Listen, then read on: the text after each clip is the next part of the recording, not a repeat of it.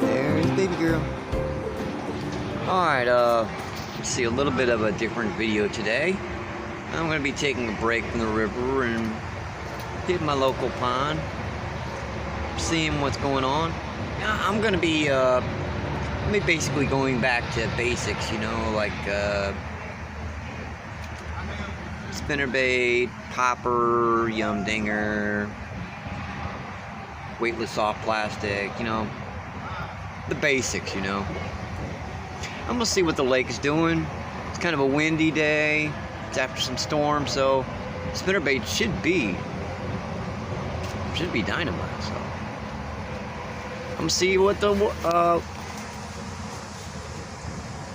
fish give me and see what they want to give me.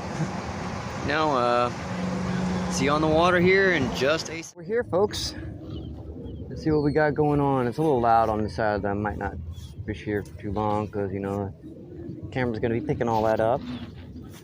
Got a lot of schools of shad out here.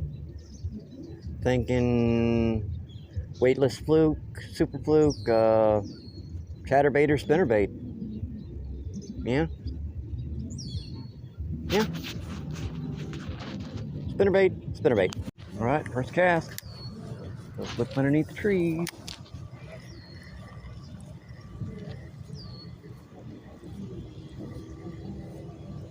All right, 20 minutes casting the spinnerbait. Now I'm going back to the little band eater. That was too close. Well, that's the first bass of the day, little guy. Oop. At least there's no skunk. He ran with it forever. Kept it, dropped it, and kept it and dropped it. Bye-bye, buddy. Like I said, at least no skunk. That's weird when you find a lake where there's schools of shad everywhere, and yet the only thing they're hitting are crawfish patterns.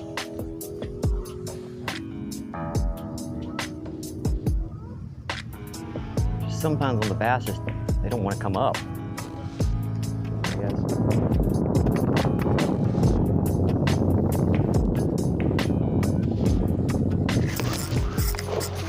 Oh, I pulled off. Dang. Oh well. Alright, these guys are doing it again to me today. I missed the ones on camera, and I land the ones that are off camera. These are pretty fish, though. Pretty. Well, these guys are tricky to get on film today. It's just so many casts per strike. Hey, little Bassy. It's tough to get today. Bye, buddy. As usual, I can't get them on film, but close enough. Watch that. It's got a big frame mark on it, so I don't even know if that went. Well, guys, fat. Fatty. Hooked them on the outside of the mouth, huh?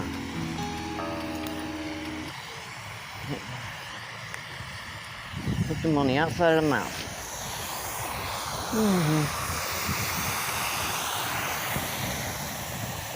Bye-bye, buddy. See you around. All right, hey, yo.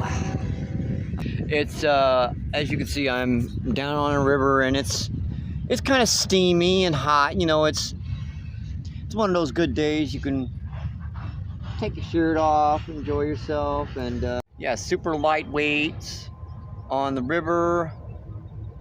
Well, this is basically one of the ways I learned how to fish when I was younger, was casting a little tiny weight on the river. We didn't have much money, so, you know, it was expensive to use, well, heavier the weight, more expensive, and well, I'm gonna rig up. I got about maybe 2.5 hours till sunset, and I'm gonna see what I can catch. So hope you guys enjoy this video. By the way, sub if you like, maybe leave me a message, ideas for fishing the river, fishing lakes, you know. I hope I can catch something for you guys. Well, wish me luck, you know.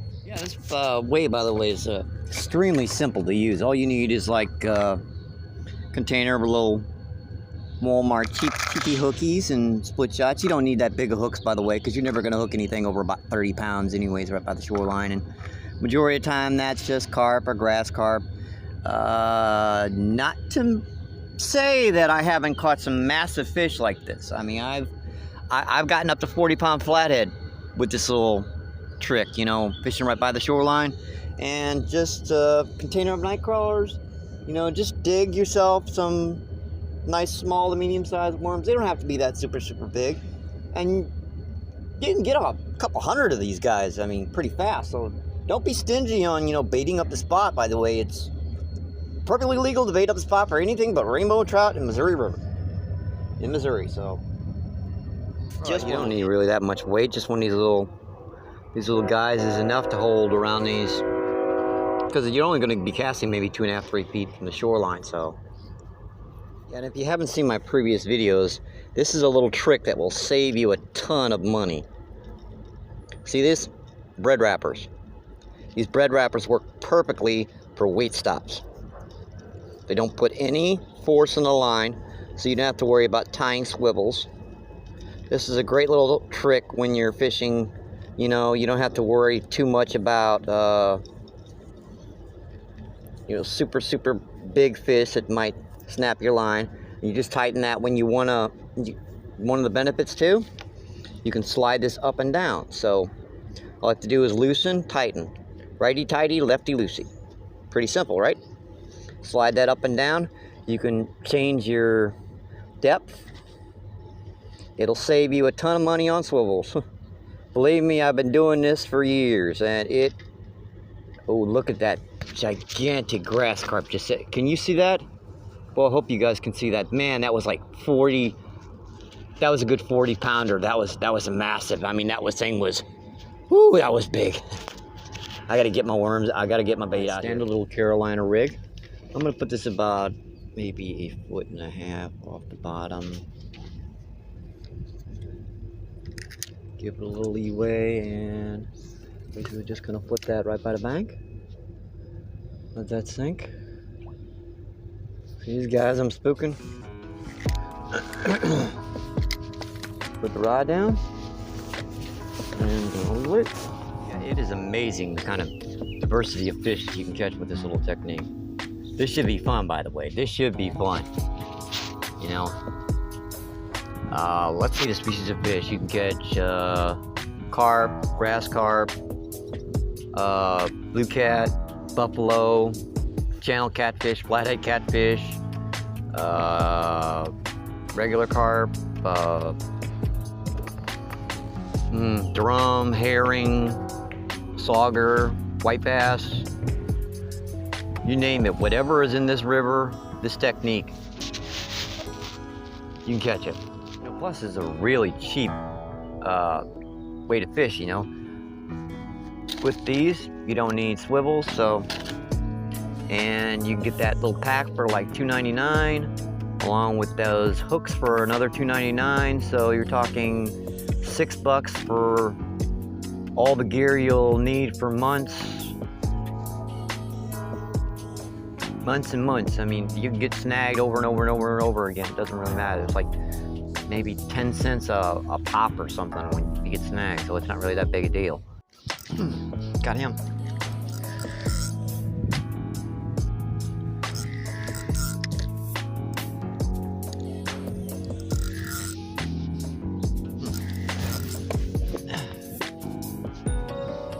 Oh, that's a big buffalo there. That's a big buffalo there. Yeah, that's a largemouth buffalo, that one. That's a big one there. That's about 15-20 pounds. Boy, he was just pecking on it. Ding, ding, ding, ding, ding.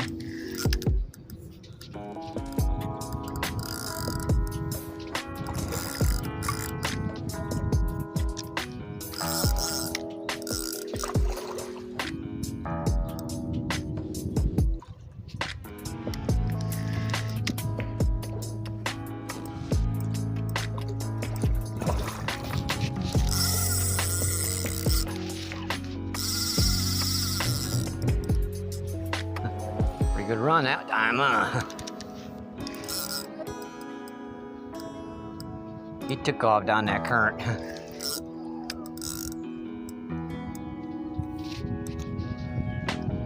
Yeah, this guy, I don't even think he thought he was hooked at first. I like, why is this big old buffalo not fighting?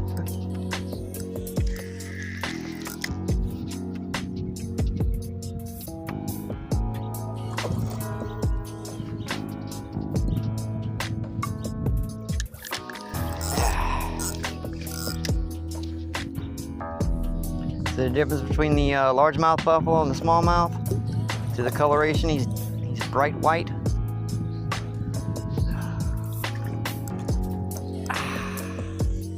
They never give me a break down here. I wanted to see if I could get some different species on, but you know, I can't complain. I'll take what I can get. Yeah, just let him tire himself out in the showers. All right, I'm not even gonna lift this guy up. I'm just gonna get the hook out of him and let him go. Got him. That's pretty good, whatever it is.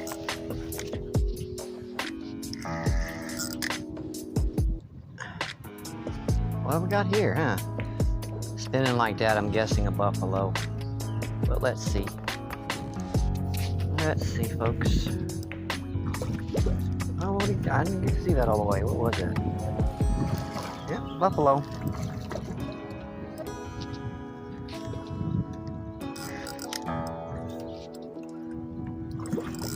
Pretty big one, too.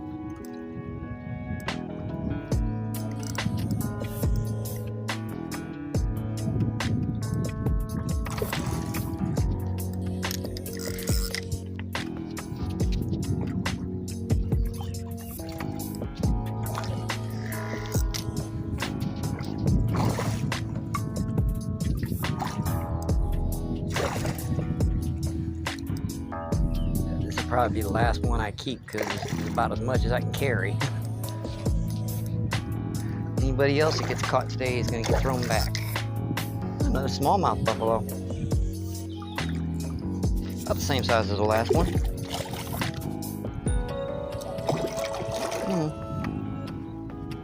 Yeah. Let's see now. You went into the shallows. Alrighty. Pretty guy, that one. Yeah, they do not like to open their mouths. Alright. That one splashed me right in the lens. Ah. Pretty. Alright, back out again. You know, this is another good technique too. If you're catfishing, you can be near a lighter rod and fish right by the bank. Keep yourself entertained while you wait for that big cat to hit. Here's another little trick about fishing the river. Every spot you fish is going to be a little bit different as far as the angle that you want to cast on the rod, placement of your rod on the bank to minimize the amount of snags. Rule of thumb is you basically want to make sure that your line stays out as far as possible. That way your line is minimizing against the amount of structure on the bottom. So it's basically getting less chance of getting snagged, if that makes sense to you.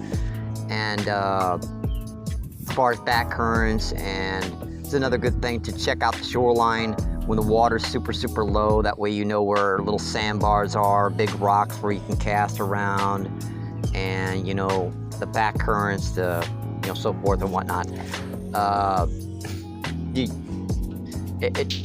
It's not as simple as looks, by the way, because if I was casting down there from up here, I get snagged immediately, and if I was casting right here, because there's a back ripple here, it would push my bait off the location that I'm trying to fish. So here is basically the right angle to be fishing. That makes sense. It's shoreline fishing isn't as easy as you think. You just can't, cast out and expect to get fish. You gotta check out things, because right around here there's a big sandy spot right here, right? And then right over there is a big rock about the size of a truck. And right here, over to the left here is a massive drop off. So this is a pretty good spot to fish. Pretty good spot to hold. Well, I hook something big. Yep, this is pretty big. There it is. Oh, big old buffalo.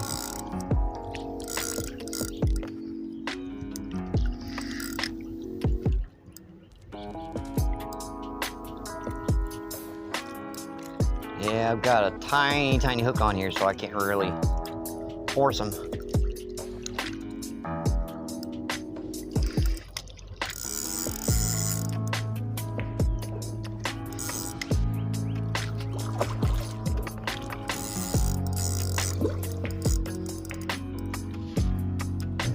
Well, upon test, I can myrtle-eat them, but yeah, these little hooks, it's fun, but it's a little trickier.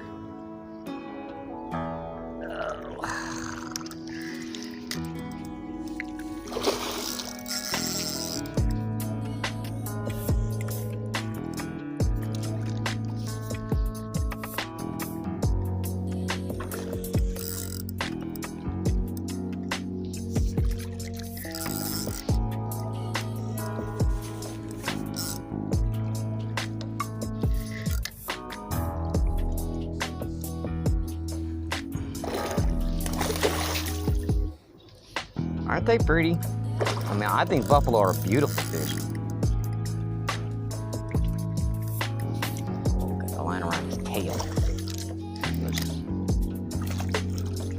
You know, buffalo are one of those species of fish where they're considered a rough fish, but at the same time, they're actually native to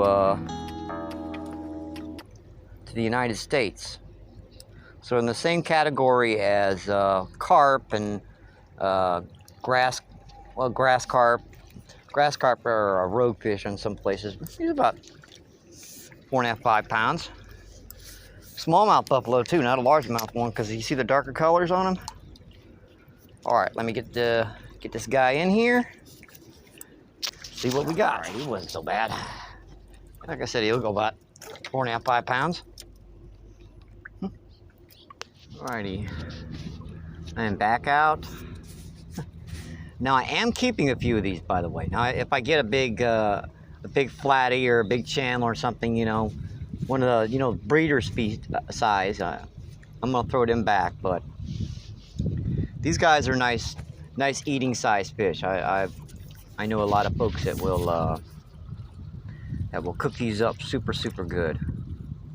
I ate some the other night. Some guy brought me down some leftovers of some fish I brought him, and it was just buffalo, and man, that stuff was good. Oh, saw that.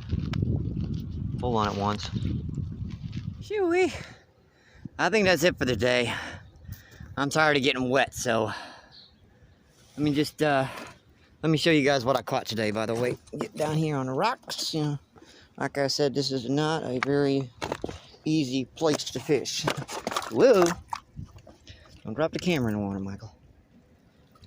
There's a 3 buffalo. See the flatty I got on there too. Yeah, and the grass carp. So, got a pretty good mess of fish. All right, those guys go back in the water. Whew. Like always, good luck. Stay safe. Hope to see you on the water, my friends, and well, keep doing what you love. And if you made it to the end of this video, maybe, share our video, leave me a message. Try my best to get back to you. Good luck, my friends.